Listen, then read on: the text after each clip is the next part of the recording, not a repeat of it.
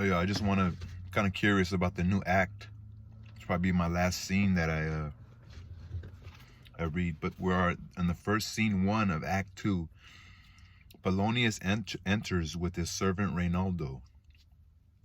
Polonius is Ophelia's dad and Laertes' dad, Ophelia's brother. So we're gonna learn who really Polonius is, kind of. On this other side, it says that Shakespeare says, enter Polonius with his man, Reynaldo. Right here it says just servant, Reynaldo. Polonius, give him this money and these letters, Reynaldo. Reynaldo, I will, sir. Polonius, it would be wonderfully wise of you, my dear Reynaldo, to ask around about his behavior a little before you visit him. Reynaldo, that's what I thought too, sir. Polonius, excellent, very good. Ask around and find out what Danish people are in Paris, who they are, where they live, and how much money they have, who their friends are. If you find out in this if you find out in this general sort of questioning that they happen to know my son, you'll find out much more than if you ask specific questions about him. Just tell him you vaguely know Laertes. Say something like, I'm a friend of his father and I sort of know him, or whatever. Do you get what I'm saying, Reynaldo? Reynaldo, yes, very well, sir. Polonius, you should say, I sort of know him, but not well. Is it the same Laertes who's a wild party animal? Isn't he the one who always says, and so on? And just make up whatever you want, of course. Nothing so bad that it will shame him. I mean, make up any stories that sound like your average young guy, the kind of trouble they get into. Reynaldo, like gambling, sir?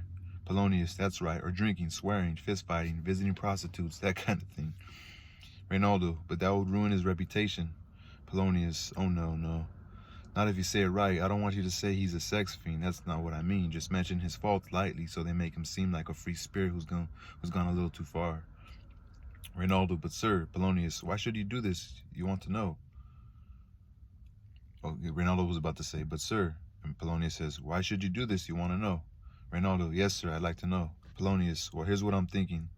I'm quite proud of myself for coming up with this. As you talk with someone and hint about my son's faults and little sins, you'll watch his reaction, and if he's ever seen Laertes do any of these things, it would only be natural for him to agree with you, at which point I'll call you sir or my good friend, depending on who the person is, where he comes from, and so on.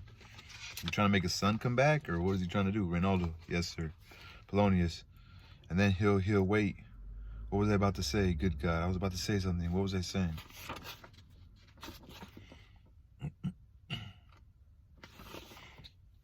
Reynaldo, it will be natural for him to agree with you. He'll call you sir, friend, etc. Polonius, it will be natural for him to agree with you. Ah, yes, that's right. If he agrees, he'll say something like this. Yes, I know the gentleman you're referring to. I just saw him yesterday, or the other day, or whenever it is, you know. And there he was gambling, or there he was totally wasted, or fighting with somebody about a tennis match, or going into a house of ill repute. Going into a house of ill repute, like reputation, ill repute, R-E-P-U-T-E. That means a whorehouse, you know, or whatever. Make sure your little lie brings out the truth. We're doing this wisely and intelligently, indirectly finding out things by roundabout means. That's how you'll find out what my son is up to in Paris. You get my point, don't you? Reynaldo, yes I do, sir. Polonius, God bless you. Have a safe trip. Reynaldo, thank you, sir. Polonius, don't forget to see what he's up to with your own eyes. Don't trust gossip. Reynaldo, I will, sir. Don't forget to see what he's up to with your own eyes. Don't trust gossip. Somebody taking notes was confused because they were like, well, he just told him to ask around, but ask around first, and then obviously you're gonna find out where he's at and stuff. If he is a wild man, you're gonna see him at wild places with a lot of people, bars and events. Polonius, and I hope he's studying his music like he's supposed to. Studying his music like he's supposed to. Reynaldo, got it, sir.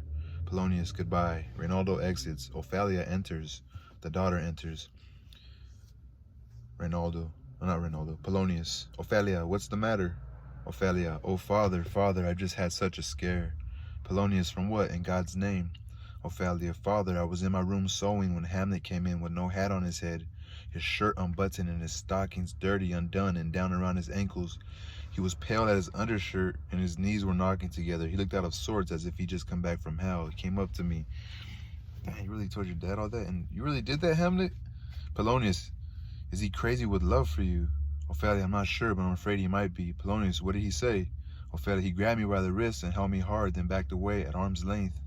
and just looked at me, staring at me like an artist about to paint my picture. He stayed like that for a long time.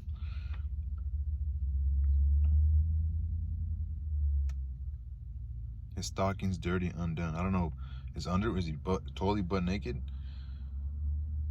Okay, so then he just stood stuck on her after.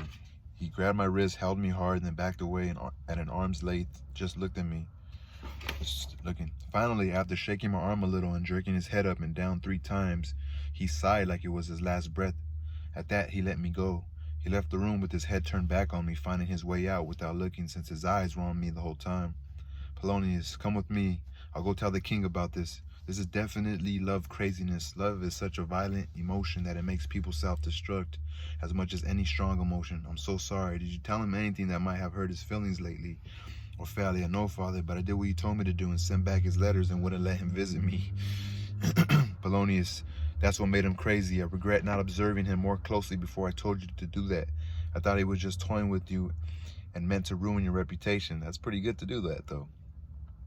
I regret not observing him. Observe who your child's around. Meant to ruin your reputation. I told you to do that. I thought he was just toying with you and meant to ruin your reputation. Damn, my suspicious thoughts. It's as common for us old people to assume we know more than we do as for young people to be wild and crazy.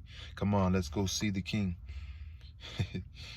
It's as common for us old people to assume we know more than we do as for young people to be too wild and crazy. Come on, let's go see the king. We've got to discuss this matter, which could cause more trouble if we keep it secret than if we discuss it openly. The exit. Okay, that was the end of Act 2, Scene 1. So he's sending off Polonius is sending off Reynaldo to Paris to see what his son Laertes is up to. They're obviously probably in his house, in Polonius' house, because Ophelia, his daughter, which is Laertes' sister, comes in. And she says about a situation she just had with Hamlet. Hamlet came to see her all crazy, looking dirty and wild and shit. Grabs her by the hand, doesn't say anything, just looks at her and walks out of the scene, still looking at her.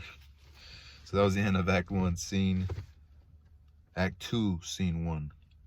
Now Polonius wants to go talk to Claudius, the king of Denmark, who killed Hamlet's dad and who used to be married to Claudius. Not Claudius, used to be married to, see, that's the one I don't remember. I don't remember the mom's name. Gertrude is the mom's name. Peace, y'all.